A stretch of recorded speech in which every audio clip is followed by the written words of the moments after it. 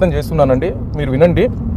భూసార పరీక్షలు చేయించుకోవడం వలన భూమిలో లేదా వాళ్ళు పండించే పొలంలో మొక్కకు కావాల్సిన పోషకాలు అనేవి ఎంత మోతాదులో ఉన్నాయో తెలుసుకోవచ్చండి. సమస్యాత్మకమైన భూములు ఉన్నా కూడా వాటి గురించి తెలుసుకొని వాటిని సవరించుకునే విధానాలు కూడా ఉపయోగించుకోవచ్చు దీని ద్వారా. అయితే ఇక్కడ మన రైతులు వచ్చే కాలంలో అంటే ఏ పంటలు వేసుకుంటున్నారు, ఆ పంటకు కావాల్సిన ఎరువులు వాటిని ఎంత మోతాదులో వాడాలో కూడా ఈ భూసార పరీక్షల వలన తెలుసుకోవచ్చండి. అది కాకుండా ఈ కాలంలో పట్టణ పరిసరాల్లో చాలా వరకు పరిశ్రమలన్నీ బాగా పెరిగిపోయి అందులో వచ్చే విష పదార్థాలు కానీ కాలుష్యం అందించే పదార్థాలన్నీ నీటిలో కానీ లేదా నేలలో కానీ కలిసిపోయి అవి కూడా పంటకు చాలా వరకు నష్టాన్ని కలుగజేస్తున్నాయండి.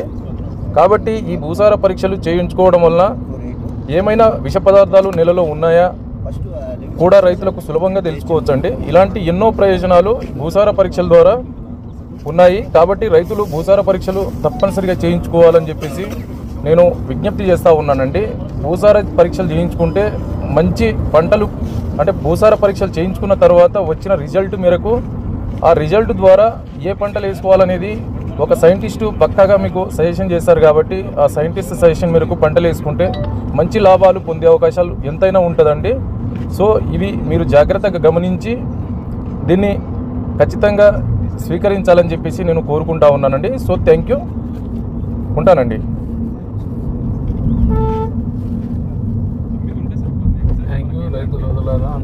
మైక్రోన్యూట్రియంట్ కావచ్చు, pH కావచ్చు. pH వాల్యూస్ ఎట్లుంటుందంటే సార్ ఇమీడియట్గా మారిపోతుంది. 40 మీటర్కు pH వాల్యూస్ మారిపోతాయి.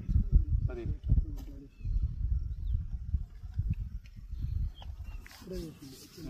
చేయండి మీరు క్లియర్గా క్యాలిక్యులేట్ చేసి ఇక్కడ వచ్చినాక మీ సైట్ ఇంజనీర్ కొని మాట్లాడండి.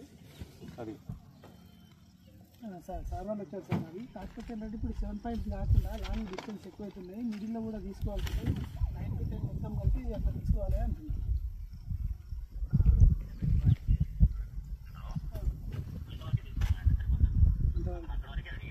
సార్తో మాట్లాడండి సార్. ఇప్పుడు ఓకే నేను తీసుకుంటాను, నాకేం ప్రాబ్లం లేదు.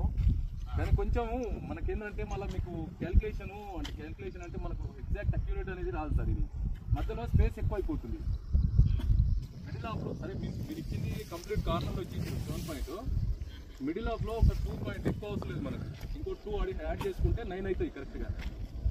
అది ఎక్కడ farm house near by farm house middle అంటే పక్కన రైట్ సైడ్ గేట్ వేలో ఎంట్రన్స్ దగ్గర